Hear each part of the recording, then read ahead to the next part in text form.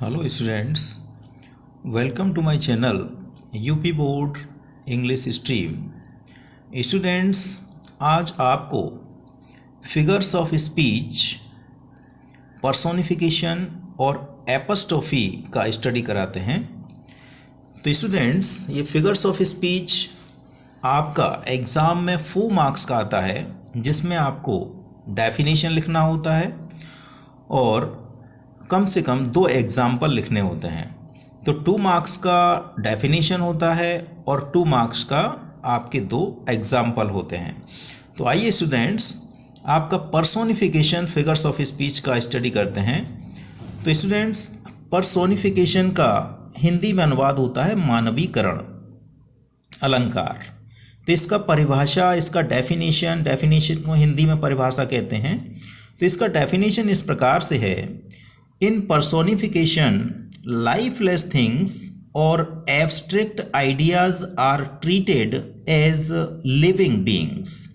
इसका मतलब है कि पर्सोनिफिकेशन जो है मानवीकरण अलंकार में क्या होता है, जो निर्जीव चीज़ें होती हैं, जिनमें जान नहीं होती है, जो बेजान चीज़ें होती हैं, और एब्स्ट्रैक्ट आइडियाज़ जो भाववाचक विचार होते हैं, जिनको हम छू नहीं सकते, देख नहीं सकते, पकड़ नहीं सकते, जिनको केवल महसूस किया जाता है। तो इस तरह के जो विचार होते हैं, तो पर्सोनिफिकेशन में बेजान चीज़ों को, जिनमें जान नहीं होती, निर्जीव चीज़ों को और भाववाचक विचारों को हम जीवित मान लेते हैं।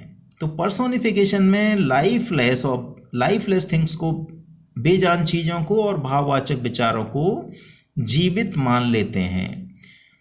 तो इस प्रकार से इसका एग्जाम्पल देखेंगे। Experience is the best teacher. Experience means अनुभव सबसे अच्छा गुरु होता है। तो स्टूडेंट्स, इस एग्जाम्पल में जो एक्सपीरियंस है, ये एक एब्स्ट्रैक्ट आइडिया है, एक भाववाचक विचार है। एक्सपीरियंस को हम देख नहीं सकते, छू नहीं सकते, पकड़ नहीं सकते, सिर्फ महसूस कर सकते हैं, तब इसको समझ सकते हैं कि इसे अनुभव कहते हैं, एक्सपीरियंस कहते हैं। तो इस एग्जाम्पल में, यानी पर्सोनिफिकेशन का ये एग्जाम्पल है, तो एक्सपीरियंस को एक जीवित इंसान मान लिया गया है और तभी इसको एक टीचर कहा गया है। और टीचर कौन होता है स्टूडेंट्स? टीचर एक जीवित व्यक्ति होता है, जीवित प्राणी होता है, जीवित इंसान होता है। तो यहाँ पर जीवित इंसान किसको कह दिया गया है, टीचर किसको कह दिया गया है? एक्सपीरियंस को।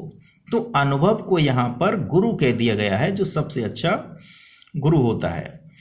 तो इसी को स्टूडेंट्स पर्सोनिफिकेशन कहते हैं, जब हम किसी बेजान चीज को या भाववाचक विचार को जीवित इंसान बना देते हैं, मान लेते हैं, तो वहीं पर पर्सोनिफिकेशन होता है। दूसरे एग्जाम्पल में, लव इज ब्लाइंड, प्रेम अंधा होता है। तो स्टूडेंट्स, आपको पता है कि अंधा कौन हो सकता है? जिसकी आंखें होंगी, जो देख सकता होगा अपनी आंखों से। तो जो जीवित प्राणी होते हैं, इंसान होते हैं, जानवर होते हैं, पशु पक्षी होते हैं, इनकी आंखें होती हैं, तो वही व्यक्ति अंधा हो सकता है। लेकिन यहाँ पर किसको अंधा कहा गया है? प्रेम को। मीन्स टू से, यहाँ प्रेम को जीवित प्राणी मान लिया गया है, जीवित इंसान मान लिया गया है, इसलिए इसकी आंखें बताई गई हैं और इसे अंधा बताया गया है। तो पर्सोनिफिकेशन में हम किसी बेजान चीज को और भाववाचक विचार को हम जीवित इंसान मान लेते हैं, तो वहीं पर पर्सोनिफिकेशन अलंकार पाया जाता है। तो आइए स्टूडेंट्स, एपस्ट्रॉफी को भी समझते हैं। एपस्ट्रॉफी का मतलब होता है संबोधन अलंकार। तो एपस्ट्रॉफी को भी समझेंगे, संबोधन अलंकार क्या होता है।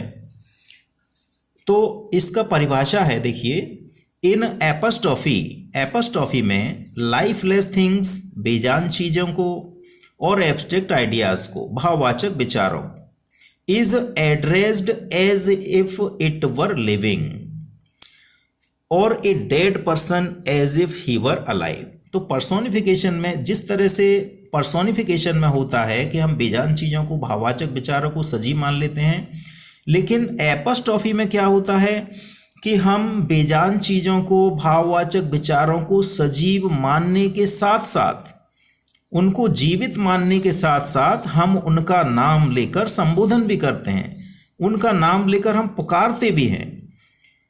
और जो व्यक्ति मर गए हैं, जो मरा हुआ व्यक्ति है, डेड पर्सन है, तो उस मरे हुए व्यक्ति को भी हम जीवित मानकर उसका संबोधन करते हैं, उसका नाम लेकर पुकारते हैं। तो एपस्ट्रॉफी में स्टूडेंट्स बेजान चीज़ों को, भाववाचक विचारों को जीवित मानने के साथ साथ उनका संबोधन भी किया जाता है, उनको एड्रेस भी किया जाता है, उनका नाम लेकर पुकारा भी जाता है और इस तरह से पुकारा जाता है कि मानो भी जीवित हों। और एपस्ट्रॉफी में किसी मृत व्यक्ति को भी हम जीवित मानकर, जिंदा मानकर उसका नाम लेकर पुकारते हैं, संबोधन करते हैं। तो स्टूडेंट्स इसका एपस्ट्रॉफी का एग्जाम्पल आप देखें, ओ डेथ कम सून। तो कोई व्यक्ति जब ये बोल रहा है, जो स्पीकर है, जो वक्ता है, जो बोल रहा है, ओ डेथ, हे मृत्यु शीघ्र आओ, तो मृत्यु को उसने सबसे पहले क्या किया, ये भाववाचक विचार है, एब्स्ट्रैक्ट आइडिया है। तो मृत्यु को सबसे पहले, डेथ को उसने पुकारा, आवाज दी, उसका संबोधन किया नाम लेकर। उसके बाद उससे कहा कि जल्दी आओ। तो डेथ को एब्स्ट्रैक्ट आइडिया है, इसको इस प्रकार से संबोधन किया गया है कि मानो मृत्यु कोई जीवित इंसान हो, इस तरह से इसको पुकारा गया है। Next example, O Julius Caesar thou art mighty yet. हे जूलियस सीजर, तुम अभी भी बहुत शक्तिशाली हो। तो स्टूडेंट्स ये जो ब्रूटस ने बोला है, एक जूलियस सीजर शेक्सपियर द्वारा लिखित नाटक था, नाटक है जिसमें जूलियस सीजर की मृत्यु हो जाने के बाद जब ब्रूटस और उसकी सेना, जो जूलियस सीजर के विरोधी हैं, जब वो खुद ही को आपस में मार रहे हैं, कत्ल कर रहे हैं, तो तब ब्रूटस बोलता है, हे जूलियस सीजर, तुम अभी भी बहुत शक्तिशाली हो। तो मरे हुए जूलियस सीजर को जिंदा मानकर, ऐसा मानकर कि मानो जूलियस सीजर अभी जिंदा हो, और उसका नाम लेकर संबोधन करके उसका नाम लेकर कहा जा रहा है कि हे जूलियस सीजर, तुम अभी भी बहुत शक्तिशाली हो। तो यहाँ पर इस तरह से एपस्ट्रॉफी होता है। तो स्टूडेंट्स आइए एपस्ट्रॉफी का और पर्सोनिफिकेशन के बीच जो मुख्य अंतर होता है, उसका डिफरेंस जो होता है उसको भी समझते हैं, क्या डिफरेंस होता है। तो डिफरेंस दोनों में ये है कि पर्सोनिफिकेशन में हम निर्जीव वस्तुओं तथा भाववाचक विचारों को सिर्फ सजीव मान लेते हैं। तो स्टूडेंट्स केवल में क्या होता है, जो लाइफलेस थिंग्स होती हैं, बेजान चीज़ें होती हैं, और जो एब्स्ट्रैक्ट आइडिया होता है, भाववाचक विचार होते हैं, उनको केवल जीवित मान लेते हैं।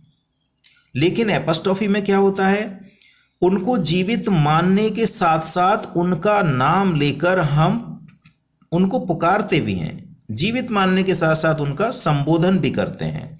और संबोधन इस प्रकार से करते हैं, इस प्रकार से उनका नाम लेकर पुकारते हैं, उनका संबोधन करते हैं कि मानो ये सजीव हों और जिंदा इंसान हों जो उनकी आवाज़ को सुन रहे हों। तो यही इनमें दोनों में अंतर है कि पर्सोनिफिकेशन में सिर्फ निर्जीव वस्तुओं को और भाववाचक विचारों को, एब्स्ट्रैक्ट आइडियाज़ को सजीव मान लेते हैं, लेकिन एपस्ट्रॉफी में निर्जीव वस्तुओं को, लाइफलेस थिंग्स को और भाववाचक विचारों को सजीव मानने के साथ साथ, जीवित मानने के साथ साथ उनका नाम लेकर पुकारा भी जाता है। तो यही इनमें अंतर है।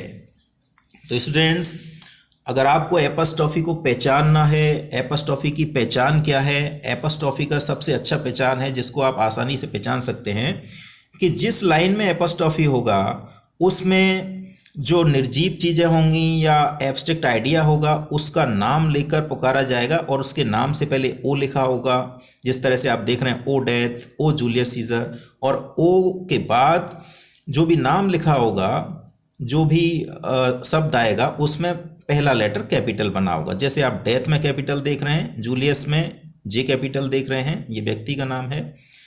तो इस तरह से, और इनके पीछे मार्क ऑफ एक्सक्लेमेशन होता है जिसको संबोधन का चिन्ह कहते हैं। तो जिस किसी भी सेंटेंस में आप इस तरह से देखें कि सबसे पहले बड़ा ओ लिखा हो और एक कैपिटल लेटर से शुरू होने वाला शब्द लिखा हो जिसको पर्सोनिफाइड किया गया है या संबोधन किया गया है, जिसका नाम लेकर पुकारा गया है, और पीछे एक्सक्लेमेशन का मार्क देखें, तो समझ जाइए कि वहां पर संबोधन अलंकार है, एपस्ट्रॉफी अलंकार है।